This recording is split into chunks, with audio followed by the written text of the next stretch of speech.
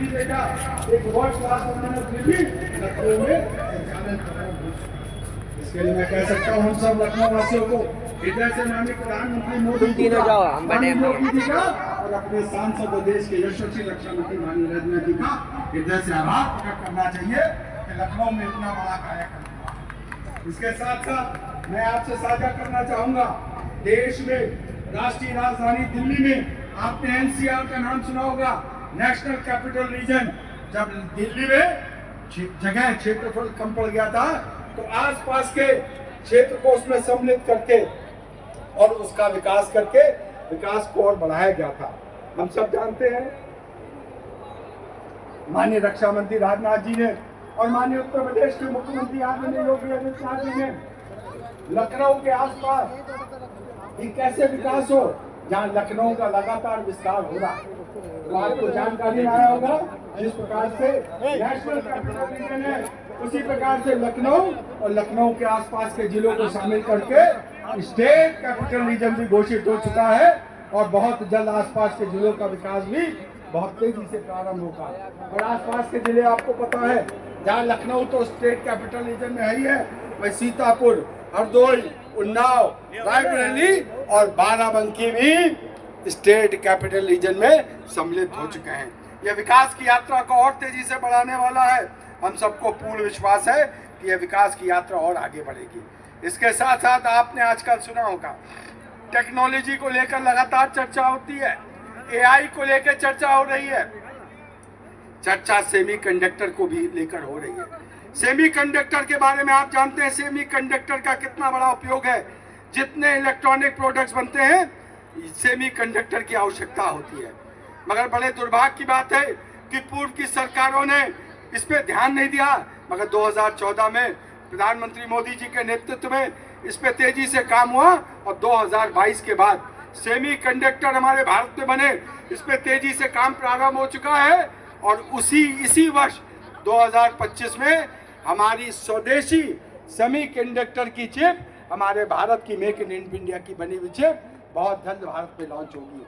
मगर इसमें जहाँ देश में यह काम हो रहा है, मगर हमारी उत्तर प्रदेश में माननीय योगी जी के नेतृत्व की सरकार ने वैश्विक मांग को देखते हुए उत्तर प्रदेश सेमीकंडक्टर नीति 2024 प्रख्यापित कर दी है और इस प्रकार से डेडिकेटेड प्रावधान आरंभ करने वाला उत्तर प्रदेश चौथा राज्य बन गया है। यानी देश में सेमीकंडक्टर बनेगी तो आज उत्तर प्रदेश कहीं पीछे रहने वाला नहीं है। योगी जी के नेतृत्व में उत्तर प्रदेश भी सेमीकंडक्टर चिप बनाने वाला है।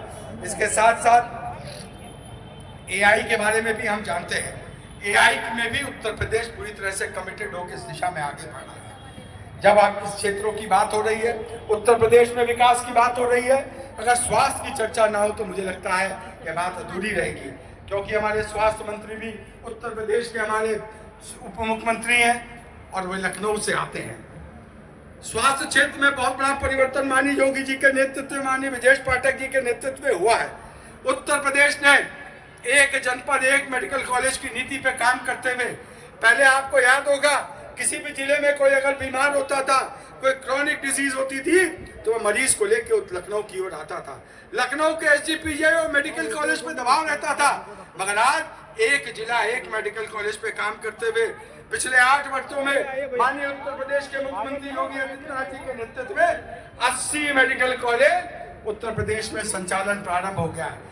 इसकी संख्या 2017 से मात्र 12, 15, 20 होती थी, आज वे 80 हो गए हैं और जिसमें 59 जिले यानी 59 जिले ऐसे हैं जहां एक न एक मेडिकल कॉलेज अवश्य है। वह मेडिकल कॉलेज की सुविधा से आच्छादित हो चुके हैं। उसके साथ साथ डॉक्टर्स की भी कमी ना हो, 2017 से पहले एमबीबीएस डॉक्टर्स की सीट से 1990 थी, उसको 5250 उत्तर प्रदेश सरकार ने किया है। उसके साथ साथ निजी मेडिकल कॉलेज में पीजी सीट 2017 में 741 थी, उसको 1871 किया है और निजी क्षेत्र के मेडिकल कॉलेज में 2017 में 480 सीटों को 2100 बढ़ाकर किया है।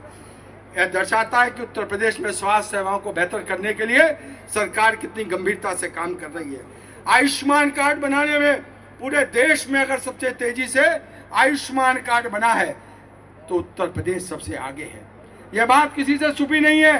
2017 से पहले गरीब व्यक्ति उसको अगर पथरी का भी ऑपरेशन कराना था तो वह बेचारा धन के संसाधन के अभाव में वह इंतजार करता था कई साल, जब पैसा जुटेगा तब पथरी बनेगी, तब पथरी का इलाज होगा। मगर आज जिसके पास आयुष्मान कार्ड है उसको इंतजार नहीं करना है। 5 लाख रुपए का free medical insurance Uttar Pradesh सरकार और केंद्र सरकार के सहयोग से आयुष्मान कार्ड के माध्यम से उसको मिल रहा है। और उसके साथ अधिक से अधिक अस्पतालों को उससे संबद्ध किया गया है।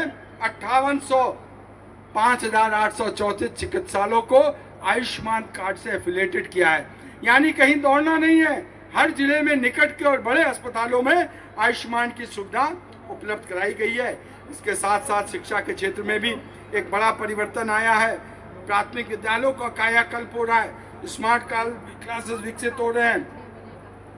और इसके साथ साथ जो एक बड़ा परिवर्तन आया है आपने देखा होगा, माननीय योगी जी के नेतृत्व में 2017 में उत्तर प्रदेश में हम सब के आस्था का केंद्र लंबे समय तक भगवान राम के भव्य मंदिर की हम सब ने कल्पना की थी। प्रत्येक उत्तर प्रदेश वासियों की एक इच्छा थी। तो आपने देखा किस प्रकार से माननीय मोदी जी के नेतृत्व में और माननीय योगी जी के नेतृत्व में अयोध्या में एक भव्य राम मंदिर बना है। ये भव्य राम मंदिर यहीं तक नहीं है, भव्य राम मंदिर के माध्यम से आपको यह डाटा साझा करना चाहूंगा। आज पूरे देश में अगर सबसे ज्यादा टूरिज्म अगर कहीं हुआ है, पहले हो सकता है अन्य स्थान हुआ करते थे, मगर इस 2024 का जब आंकड़ा आया है पूरे देश में सबसे ज्यादा अगर टूरिज्म कहीं हुआ है तो सबसे ज्यादा लोग अयोध्या के राम मंदिर को देखने आए हैं। ये हम सबके आस्था का केंद्र है, भगवान राम का भव्य मंदिर बनारस में, जहां आपने देखा कि कॉरिडोर बनाने का निर्माण किया गया है। वृंदावन मंदिर का भी जिस प्रकार से कायाकल्प किया जा रहा है, और अभी आपने देखा जिस प्रकार से अभी प्रयागराज में महाकुंभ का आयोजन हुआ। यह महाकुंभ का आयोजन यह हम सबको गर्व की अनुभूति करने वाला आयोजन था।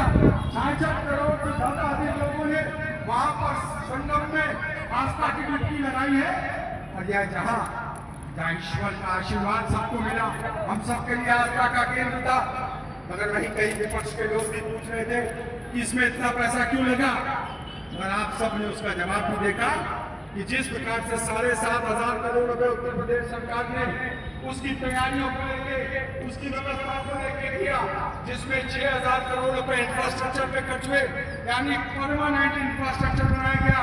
सिर्फ 2-3 घाट संचालित थे, अब 12 घाट जहां आने वाली, और वहीं आपने देखा 66 करोड़ लोग आए को ताकत देने का काम किया। यह बहुत बड़ी बात है। यह पूरे देश और पूरे विश्व में चर्चा का केंद्र बना हुआ है। हमें पूरा विश्वास है इसी प्रकार आने वाले समय में उत्तर प्रदेश माननीय योगी जी के नेतृत्व में, माननीय प्रधानमंत्री मोदी जी के नेतृत्व में इस डबल इंजन की सरकार की ओर आगे बढ़ेगा। माननीय रक्षा मंत्री राजनाथ जी के नेतृत्व में देश और जहाँ तक लखनऊ के भी कई विकास कार्यों की चर्चा हुई, लखनऊ के विकास कार्यों में विकास से लखनऊ में जितना काम हुआ है, लखनऊ माननीय रक्षा मंत्री जी का संसदीय क्षेत्र है। विकास कार्यों में जब दूसरा जो चुनाव हुआ लोकसभा का